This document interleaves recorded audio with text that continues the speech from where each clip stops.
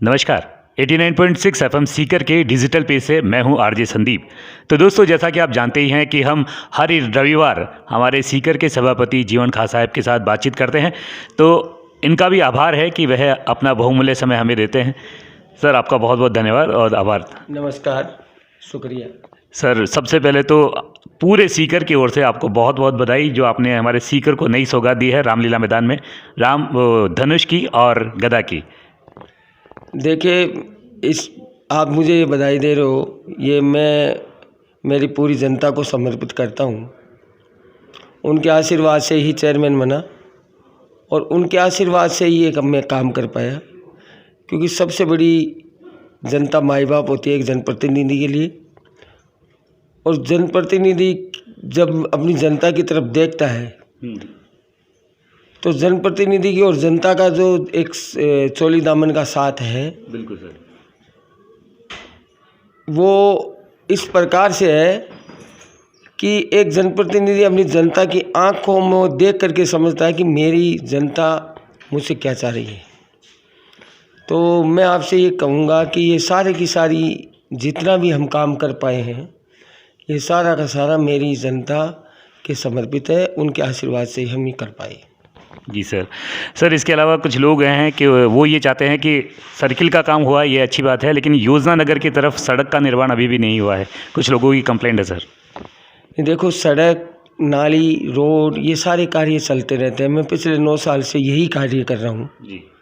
आज जो सड़क बनाएंगे वो 5 या 6 साल 7 साल में वो डैमेज होगी, उसके बाद दोबारा निर्माण होगा। वास्तविकता ये रही कि सीकर नगर परिषद में जब मैं चेयरमैन बना तो मेरे साथ साथ मेरे को एक आशीर्वाद भी और मिला, वो था सीवरेज का। और सीवरेज के आशीर्वाद जो मुझे मिला, और सीवरेज सीकर शहर में डालना था। अपनी सिटी आप देख रहे हो, छोटी गलियां भी है, कई प्रकार की समस्या उनमें आई, लेकिन मैं भाग्यशाली हूँ। जो मैंने पहले आपसे ये भी कहा था कि सारा का सारा आशीर्वाद जनता का है। बिल्कुल सर। तो मेरे साथ जो नगर परिषदों को जो सीवरेज मिला, उसमें मैं सबसे अव्वल रहा। आज मेरी साथ जो शहर थे जिनको सीवरेज का काम मिला था पिछले टर्नओवर में, वो कार्य आज उन शहरों में नहीं हो पाया, लेकिन हमने कर लिया। करने के बाद में हमें सेकंड फेज़ और मिल गया, क्योंकि हम जल्दी किया तो हमें और मिला। और बाद में अब जो हमें थर्ड फेज़ जो मिला है, जो उसमें सीकर के आसपास का एरिया जो बचा था वो भी हमें मिल गया। उसका भी कार्य मैं आने वाले 15-20 रोज में स्टार्ट कर दूंगा। तो जनता का जो सहयोग और आशीर्वाद, वो इसी कारण अब रही सड़कें वो बनी हुई थी, वो सीवरेज के कारण टूटी, तो उनको भी बनानी थी, दोबारा टूट गई। जो नहीं बनी हुई वो भी बनानी थी।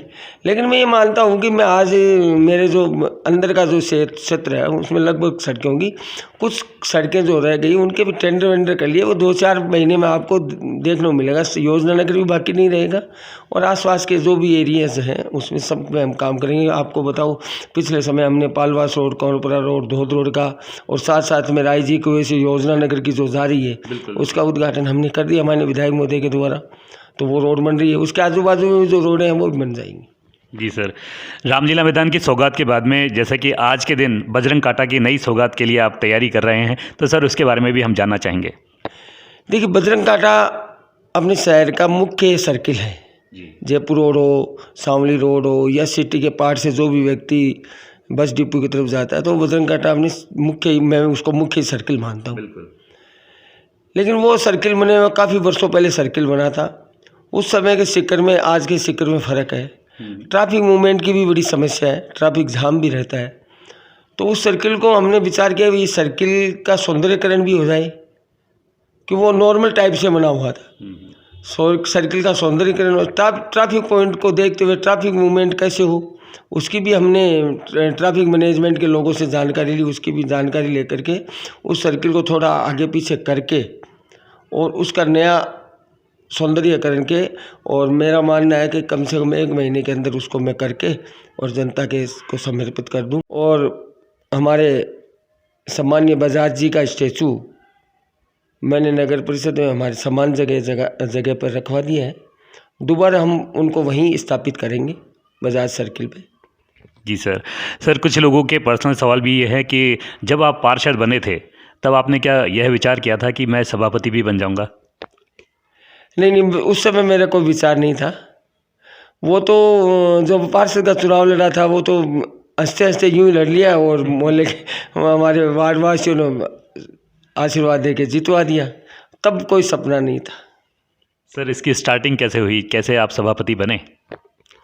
स्टार्टिंग तो मैं आपको बताया ना, अभी जो सबसे पहले जब चुनाव हुए थे, पहले चुनाव सीकर में बंद थे जी। फिर जब सीकर में चुनाव दोबारा हुए तो मैंने भी कांग्रेस पार्टी से टिकट मांगा था, लेकिन उस समय मुझे टिकट नहीं मिला।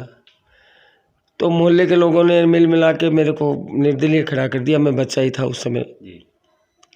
लेकिन उस समय भी मैं कांग्रेस पार्टी बीजेपी का पार्षद यहाँ से जीता था, मैं सेकंड रहा था।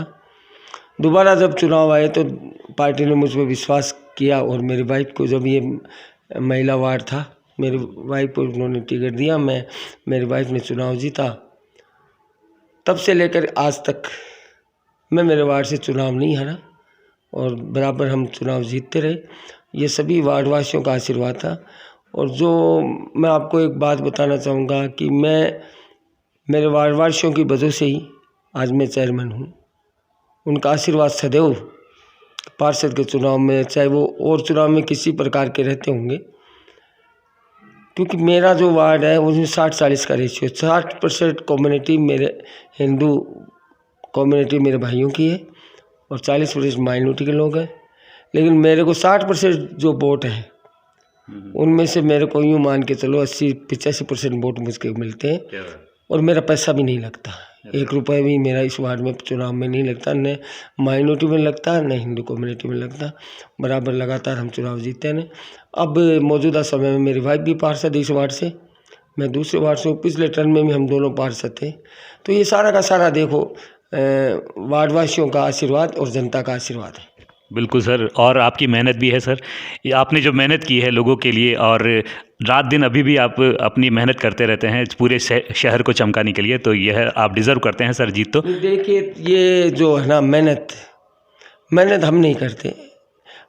इसका यही है कि कोई भी जनप्रतिनिधि हो चाहे या कोई भी इंसान हो, एक समय होता है और ये समय जब हमें मिला है और मुझे जब समय मिला है तो इस समय का फ़ायदा उठा करके मेरे मन में ये रहता है कि मैं अच्छा से अच्छा करूं, क्योंकि समय चला जाता है, समय ठहरता नहीं है और समय चला जाता है। समय में जो कुछ करके जाएंगे तो पीछे से याद रहेगी। बिल्कुल सर। और नहीं करके जाएंगे तो कोई याद नहीं करेगा।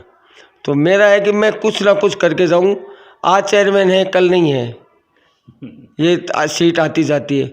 और मैं ऐसा करता हूं कि मैं आज चेयरमैन नहीं हूं तो कल मैं बाज़ार में जाऊं तो मेरे शहर के लोग, मेरे मोहल्ले के लोग, मेरे तमाम लोग मेरे से अच्छा मैं जाऊं तो उनका और मेरा जो नज़र है वो एक स्वभाव और सद्भावनापूर्ण में उनकी हमारा मिलन जो आज है वो उसी तरीका करे। और सर वाकई में आपने हमारे सीकर को चमन कर दिया है, इसके लिए तो बहुत बहुत धन्यवाद भाई। सभापति बनने के बाद में हमारे जो सभापति जी हैं जीवन खां साहब, इनके क्या सपने थे इसके बारे में हम जानेंगे अगले रविवार 6 से 7 बजे तक। आप सुनते रहिए सीकर की बात 89.6 FM सीकर पर। भाई हमारे चैनल को भी आप सब्सक्राइब और लाइक कीजिए। हमारा चैनल 89.6 FM सीकर के नाम से है। Thank you. 89.6 FM सीकर, शहर की धड़कन।